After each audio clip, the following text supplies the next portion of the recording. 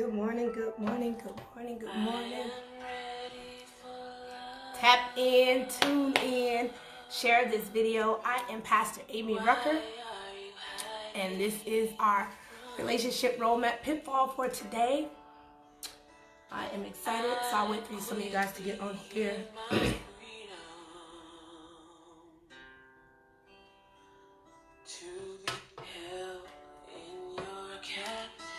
Hey, Miss Rebecca, thank you. You already know the rules. She get right on and give me some hearts and show me some love. Share this video. Yes. Listen, let's get in here. Let's get in here. If y'all ready for y'all relationship roadmaps. I know this might be too early for some of you. Hey, James. How are you? We're on our relationship roadmaps today. We're going to be talking about the dangers of cohabitation. Everybody thinks that that's the dopest thing to do now, but we don't understand the dangers of cohabitation. I love you too, Miss Boyd, Miss Rebecca. Listen, share this video. Give me some hearts. Our song for today is India Irie, and I'm Ready for Love. Hi, who else is on here? Hey, Marcus. Hi. Listen, share this video for me. The least you can do is share it. Somebody might need this information.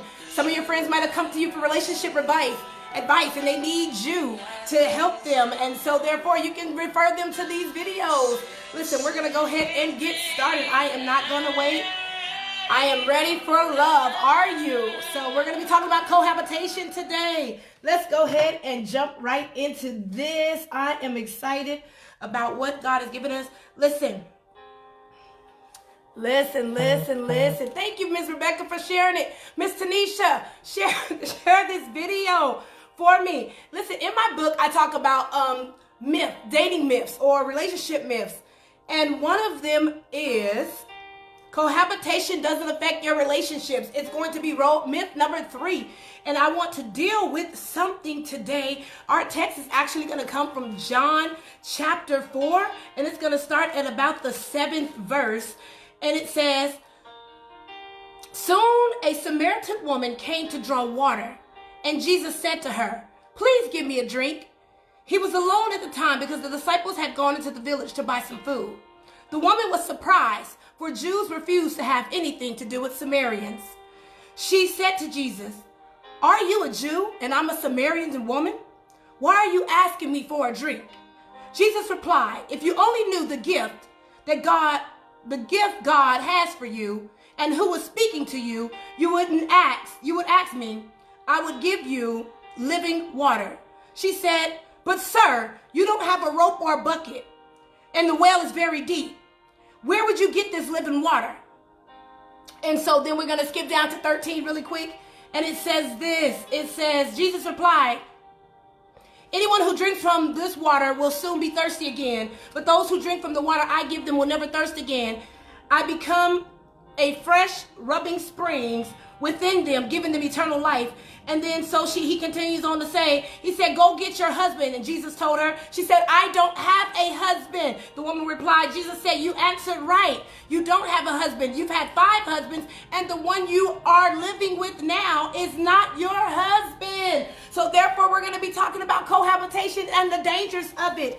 If I could just begin to unlock what God is saying. So water represents in this story a need, and she needed to get something, and she was trying to get that need filled. And when she got to the well, she just surprisingly found Jesus. And if we go back to the story, Jesus was actually in the place where those were his enemies. Samaritans didn't like the Jews, and the Jews didn't like the Samaritans, just to give you guys a background. But the waters represent a need. How many of us are going to wells trying to get a need filled, but only to leave thirsty again? How many of us are in situations where we're looking for people to feel something that they will never be able to feel? And so Jesus arrests her attention by saying he's going to give her a gift. And the word gift here represents it starts with a D, but it's Dara or Dari. And so basically God is saying that I'm going to give you a free gift. It means that it was a free gift, meaning it's not going to come from the efforts of man. So I know you don't understand what I'm saying probably at this very point, but let me break it down a little further. Cohabitation, I'm going to read something out of our little book right here. Cohabitation has become the latest trend in today's society. Like cars, most people think they need to test it out before they buy it. I call this the shopper's mentality. But cars aren't like humans. Did you know? Let me ask you something. And y'all share this video. Listen, hey, Miss Shauna. Hey, Miss Isaiah, share this video. Give me some hearts and show me some love. Listen, did you know that people cohabitate before marriage will end in divorce at 70%? So divorce is already 50-50, right? Let me just talk to you. Divorce is already 50-50. But when you cohabitate with a person, do you know that it goes up to 70% chance now that you would get a divorce, leaving only 30% that you guys will actually be successful and have a successful marriage? Here's some dangers of pre-cohabitation. 1, the increase of infidelity. You know what they call it? They call it in-house. So therefore, I already have that. I have that all the time. I'm going to journey out and I'm going to venture out to see if I can find something else. They have a shopper's mentality. It gets old. It gets boring. When I tell y'all about being bored, boredom is a dangerous thing if you don't have anything to fill it with.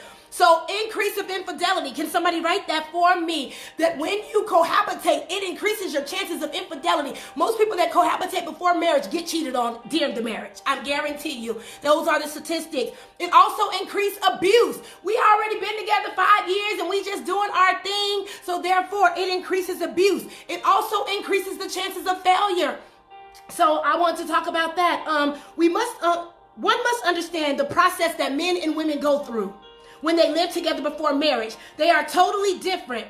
This is something that you might not know. It's in most cases, but not all cases. So let me help you guys understand something. Let me give you women's mentality when they live with a man before marriage. The mentality of a woman is, I want him to marry me. So if we live together, then maybe that'll turn into the marriage. Listen, living with a man before the marriage does not necessarily turn into the marriage. It doesn't guarantee you a ring. Listen, if this is helping y'all, give me some hearts. I need to see those hearts and show me some love. No, living together that will not secure a man. It actually weakens the foundation of the marriage. It weakens the foundation of the relationship and forces one to operate in the position and roles that they do not have a title for. Would you want to be the CEO of a company but do not get paid as a CEO? Let me talk about that real quick. Women, we have to stop thinking if we live with him, then that will turn into a marriage. If we live with him, that'll turn into a ring.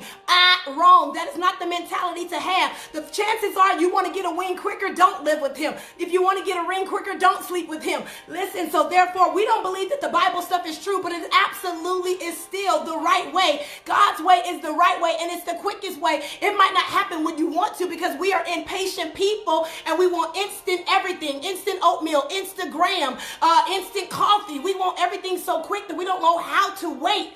So therefore, with men's mentality, as for men, this is the process that they go to. It's quite different. Most men think we already live together, so why get married? It's like, you heard the saying, why buy the cow when you can have the milk for free? So men's mentality is, why would we change it? We already doing us. We don't need no piece of paper. And so therefore, you go through these different things. So women, we have to understand that the processes are different in how the men are thinking. They thinking, I already got her. The women like, I'm trying to get them. So now you're in a cohabitation situation that might not turn into a ring. Come on, if this is helping you, give me some hearts. Do not believe the test drive theory. We all know what the test drive theory is. I need to see what I'm getting. I want to test it out. I need to make sure it's this, and I need to make sure it's that. Do not fall for the test drive theory. If you listen, and I wrote this, and I wrote this, and I wrote this. It says, no, the underlying problem is commitment. And though the process, it's commitment. Let me just stop right there. The underlying problem is commitment. Total commitment. If he wants you, he'll marry you. If he wants the full package, he'll go with it. He'll do what it takes. Women, same thing. If they want to marry you, they will. Men typically know if they're going to marry a woman. I talk to a bunch of men and I'll be telling them, I was like, how do you know she's the one? He was like, we just know. I said, well, how do you know she's not the one? We just know because they don't have the qualities that I possess or they do this. Did you not know when you sleep with a man quick, he actually lose a bunch of respect for you and you actually gain all these insecurities? It's a crazy process, but that's in the book and we'll talk about that. But let's get back to the woman with the well. God was showing us something. She was caught in a situation where she had 5 husbands. She had 5 failed relationships, 5 marriages, whether it had been by divorce or whether it had been by the fact that they died. It didn't say how she got divorced from these people, but we know that she had 5 of them. And she was currently in a situation where she lived with the man and that man wasn't her husband. And God began to show us something. God began to tell me that he was showing me as he broke down the text, he was saying that she was looking for love in all the wrong places. So she said, well, maybe if I live with this one, then this one will work out. We don't know how her other relationships went, but we know that the relationship didn't last. We understand that she was looking for something in people that she would never be able to find. So therefore, he said that I'll give you living water. Why is this significant? Because he was going to give her life in dead situations, because you're putting things into people that you will never be able to get out of them. There are 4 different things that people can never give you. They can never give you identity. They cannot give you purpose. They cannot give you security. And so therefore, the other one, I can't think of it off the top of my head right now. You have to get the book to get it. But those are 3 things for sure. They can't give you identity. They can't give you purpose. They can't provide you security. Those are things that all God has already given you. So he's trying to let the woman at the well know, listen, you searching in the wrong places. You looking to this man. You looking to Bob. You looking to Tom. You looking to Brian. You looking to all these different people. But as long as you keep coming to this well, you will never be fulfilled. As long as you keep trying to live with this one or sleep with that one, you'll never get what you're looking for. You'll always have a void. He said that you'll be thirsty. How many of us are thirsty for stuff? We're constantly thirsty. So you're searching over here and you're searching over there because God needs to be the one that filled the thirst. It doesn't matter if you switch the cast, but you got the same script. The same script will produce the same thing. You just got a new person that's operating in it. Listen, looking for love in all the wrong places. Share this video, you guys. Where are my hearts? Show me some love. Listen, here's what's so crazy about the text.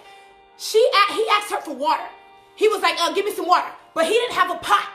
He didn't have nothing to put it in. Can you imagine how she was looking? Like, oh, here it is. You a Jew. You don't even talk to me. And yet you're asking me for water, but you don't even have nothing to put the water in. She was like, well, what you gonna put the water in? Because the water is flowing from within him. I'm going to put myself on the inside of you, and then the water will flow out of you. I'm going to give you living water. He is trying to fill the voids that we have people. I asked you guys yesterday, did you want me to talk about fillers? Let me help you understand what a filler is. You guys know them as side chicks. God told me to write them as fillers. Fillers is people, places, or things that we try to fill a void that is in us and to make us complete. But he is trying to make her whole. He is trying to complete her. You can't do it. And here she is living with another man in another relationship in order to try to feel something that they will never do. They won't ever fulfill it. They won't ever be able to fulfill it. Let me get to my next one. Here's my next one. Dead end things. She had dead end situations in her life. How many of us are in dead end relationships where we just cannot get it together? And because it goes back to the thing, you're looking for needs that people can't supply. Only God can. And we talked about what those are. Hey, Pastor Chris, you're watching. Here's a note that I wrote down. No, not only was Jesus going to meet her need, but he was going to give her life.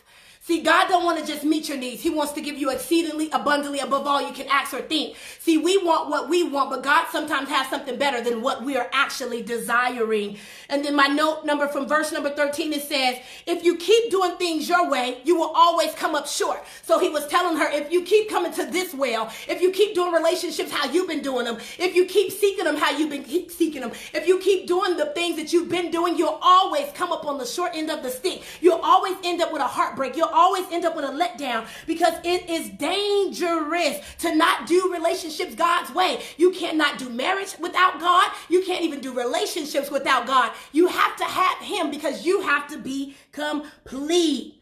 So listen, my next point is, she had voids that no man could feel. No woman could feel. For men too. There's voids that people cannot feel. Only God can. And that was the whole purpose of this text. And one of the things that I found that was so dope, we wonder why God used the Samaritan woman and it was a person that they were enemies with, because God, listen, this is so crazy. This blew my mind that God was showing me. He was like, look, they're my enemies because I couldn't send people to you that normally attach to you because you wouldn't have received the word that I'm getting ready to say to you. So I didn't send people you were familiar with. I didn't send people that knew all your business, because Samaritan was a small town. And because it was a small town, everybody probably knew everybody's business. Everybody probably knew all the 5 people she had already married. People already knew that she had all these failed relationships, and they knew she was living with a man that was not her husband. And so therefore, God will send, he will put you in a situation where somebody you absolutely do not know will come speak a word into your life in order for you to get it. And we love to preach that. I want to stretch your capacity to think just a little bit today, because we love to preach that she was an outcast. But if I read the story, it says after Jesus had told her all of her business, she went to the people in the village. And if I'm an outcast, then how would I go to the people in the village? If nobody gonna listen to me, then how did I get to these people or have access to these people? A lot of times we will misconstrue a text. It said that she went to the village people and the people came to see about Jesus. I just want to stretch your ability to think today that was she really an outcast? Was that really her story? But I know what her story was, is that she had failed relationships and she needed God to heal them. So listen, Jesus was showing his divinity in this story. You have to let God heal you. You have to let God do the work. You have to let God, you have to do things God's way. So I left you with 3 things that I'm getting off of here. The 3 things was this, that cohabitation leads to increase of infidelity, increase in abuse, and it also leads to increase of failure. Listen, I'm Pastor Amy Rucker. My book is going to be coming out.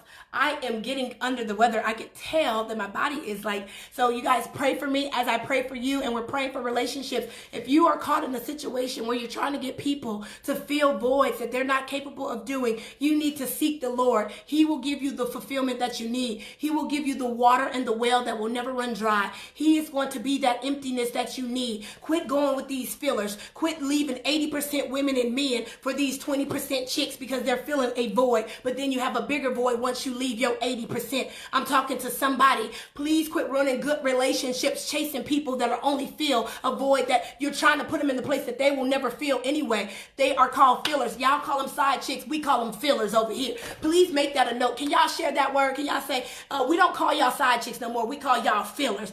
Or we don't call you side dudes. You are a filler. You are a temporary person put in a temporary place that won't even last. Listen, I'm Pastor Amy Rucker. Relationship Roadmaps is coming out soon. Peace.